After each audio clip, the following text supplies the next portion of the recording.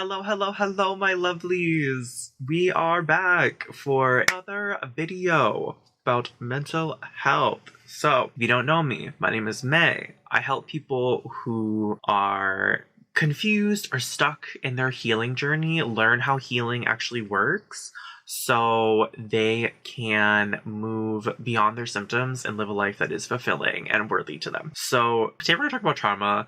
I want to be very delicate because trauma is a lot. Just put it in very plain terms. And I think it deserves a lot more care. Not that depression and anxiety don't deserve care. Like, they definitely do. But there's always the chance when talking about trauma and working with trauma, trying to heal trauma, that you can re-traumatize someone or you can make it worse, okay? So I think it's just really important to handle trauma with care. So many people who have experienced trauma really say that gentleness and having gentle strategies to heal or engage with their bodies and their brains are helpful. And that is so valid. Trauma is so intense. Other people actually do really need the aggressive, I'm thinking about this kickboxing class, trauma kickboxing class that I know about, where it actually helps people really get back into their bodies and express their trauma, work through it. And sometimes that's what people need, other times not. And yeah, I just think it's best to go at it from a place of gentleness. And then if you kind of don't need that gentleness, you can seek that out and work on it for yourself. Oftentimes too, trauma starts to manifest in other ways. It usually creates fractures in our lives that wouldn't be there. Think of things like dissociation, reacting to things in ways that we maybe are unexpected with, or feel hurt by them, or why do I actually feel hurt? Why am I isolating myself right now? Why am I having this reaction to what is happening around me? And sometimes it can be even you just really don't realize you're doing it, where you're standoffish with people, or you develop a way of living your life and moving throughout the world that is partly or very much based on trauma, because you're really trying to protect yourself. Maybe it becomes a part of your personality, your persona. It's it can be tricky, okay? And that's why it needs to be handled with care, because we're talking about parts of ourselves that are younger, because it's younger than you are now, unless you're literally experiencing trauma in this moment, which you're probably not, but out trauma. So if you've watched my anxiety and depression videos, the format will be similar, but there's a lot more to go over, I think, because trauma, there's just so many ways that people can hear from trauma. There's so much to unpack that I would be here for hours. And I'll probably unpack all of it in all these other videos that I'll do, and in all the trainings I'll do, and the courses I'll do, and whatever. But, I think for just a framework and just generally how to heal trauma, we're going to try to condense that and be specific. And unlike the other videos, I'm not actually going to go through what what sort of constitutes having trauma or not having trauma, what the experiences are day to day, because like I said, it manifests in so many different ways. A general definition of a traumatic experience is it was above your ability to cope in that moment. And this is why trauma is so subjective, and why someone can experience an event that traumatizes them and someone doesn't, because it is above someone's ability to cope versus not. So someone's actually able to cope with a stressful situation or a distressing situation to them personally very well, while someone else maybe can't. Right? And this is why I'm thinking specifically in things, a traumatic household, where it might be two siblings, and one is, was very deeply traumatized and one wasn't. And because I feel that's a very common experience that seems to happen when people talk about how different people deal with a traumatic household and childhood trauma. And this person, the way that they may have really been able to cope with it was through something that could be considered unhealthy, or they've really had to cling on to. Okay, so maybe they don't show their emotions. Okay, and they're not really, and if you tell them, like maybe when you're an adult or just later in life, hey, like I just feel like you're really closed off, I really don't feel like I know who you are, like I want to hear about your emotions, and they're like, I'm fine, I'm good. Nothing really happened when we were kids. I don't really know what you're talking about. It's because of the way that they are coping with it, and really trying to go underneath that is you have to face a lot of stuff, okay? I'm just like using my hands like I'm punching you. That was a very general way of describing it, but in a nutshell, that's what that experience is. So if you have had an experience that was above your ability to cope, you may have had a traumatic experience, because that's really all that there is to it. And your ability to cope is based on so many different factors. It's based on how you are personally, how your emotions work, how your brain works, what your upbringing was, what your beliefs are about the world, or what were your beliefs about the world. And this is why, say, you deal with a lot of panic attacks, that when you are, and you just know it stems from a certain trauma or traumas, that's why it feels like it's above your ability to cope in certain instances, because it was and is, if we're like feeling re-traumatized. It's different for everybody and every body and every brain, every nervous system, I really just go back to internal family systems and how everyone's emotions work, because this is why trauma is so difficult to deal with. There are a lot of ways to heal is because of that. But it's specific, but doesn't have to be complicated, if that makes sense. So let's just kind of get into some of this. Since there's so many ways to heal, and I'm not going to list them all, I kind of want to just go through some of the common threads that I have noticed and witnessed people healing from their trauma. So one is rewiring their brain and body. This includes things like rewiring the nervous system, rewiring the brain to have a different response. A lot of different methods also seem to go back into wounded parts of people, right? So, and, they kind of tell those wounded parts, think about like younger parts, like, especially if you experience like childhood trauma, and you tell them it's okay. It's okay to heal. It's okay to come back. It's okay to be okay right now. And you float back to that, moments, and you invite those parts of you to really come back.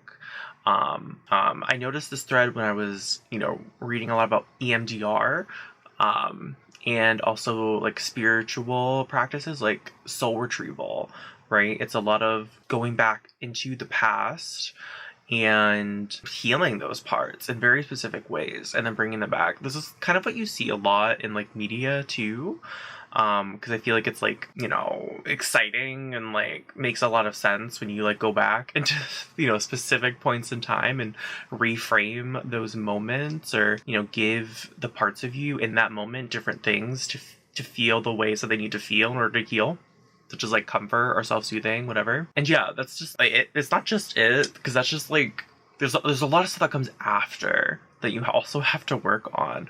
And if you're not ready for that, then one, that's okay. We're not shaming. But two, you're probably just going to fall back in the same patterns, because you constantly need to show up for those parts and be like, hey, like I'm gonna show up for you differently. Okay, you felt unsafe then, and I can give you what you need now so you don't feel safe. Or so you do feel safe.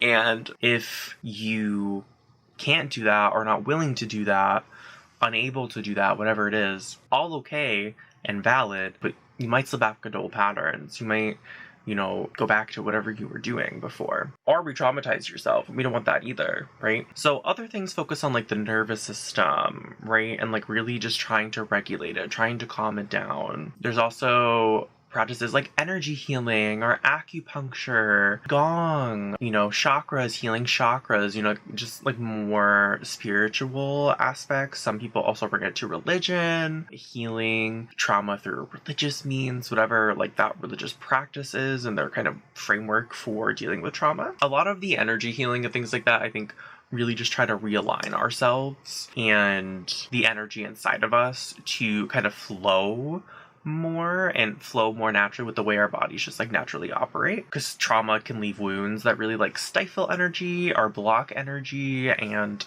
these practices like energy healing and acupuncture and such can kind of help us move through them more and flow through them better. There's also like substances and psychedelics like ayahuasca and things like that, where I think it a lot of the times I kind of hear something similar where it is kind of like going back in the past or like going back to those parts. So it's a lot of going back into the past and healing, and also presently healing, right? It's the work is really engaging with those past parts, whether it's parts of your history or like literal internal parts of you, and figuring out what they need, figuring out like how you accept it or deal with it, and then how do you accept in current day, like over and over in your reality, this is how I feel and this is what I do when I feel this way, right? So I think when dealing with trauma and thinking about starting to heal, I start with curiosity about getting curious about our inner worlds.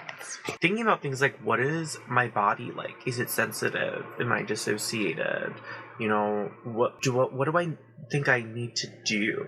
Do I need to release heaviness? Give myself more comfort? Calm my nervous system or brain down? Embrace connection more? Really try to get intimate with what your trauma is creating in your current experience, and also just generally what problems you're having, and get intimate with the felt sense of it, the thoughts you're having, the emotions that come up, make friends with them. Not like literally, but get comfortable and not uncomfortable. Because the more you're able to engage and get deeper into it, the more you're going to be able to figure out what to do about that uncomfortability and move it towards what you want. I think also just like, how am I reacting to my experiences? And by that, I mean, how am I reacting to what's showing up inside of me? How am I reacting to my inner world?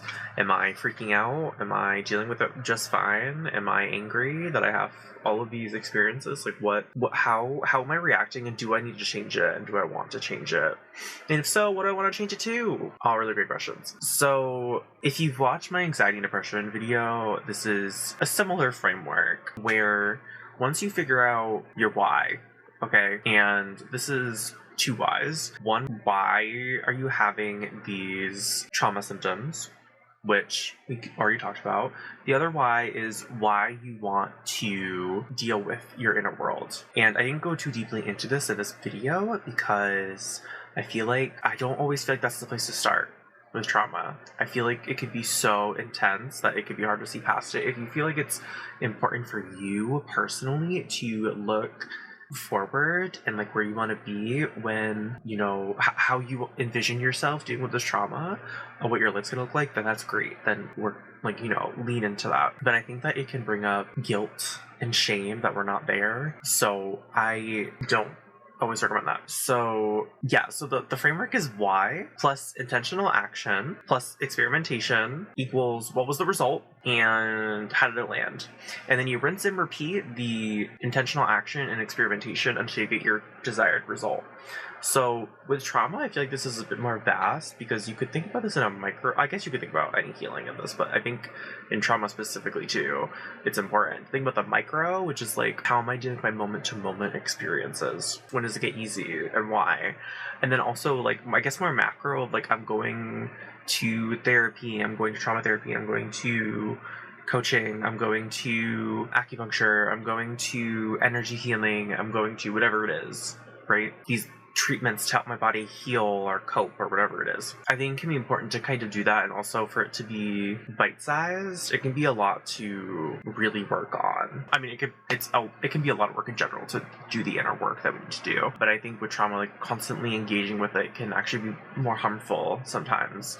Again, it all really depends on who you are, what you need, and what works best for you. So if you've been dealing with trauma for a long time and trauma symptoms, finding the way that really works for you can be hard, and experimentation kind of is the way through. I have 2 free trainings on this if you are interested. One is a webinar I'm doing bi-weekly that you can sign up for. The other is a shorter but still good training on why healing is really hard. I will link both of them in the description below.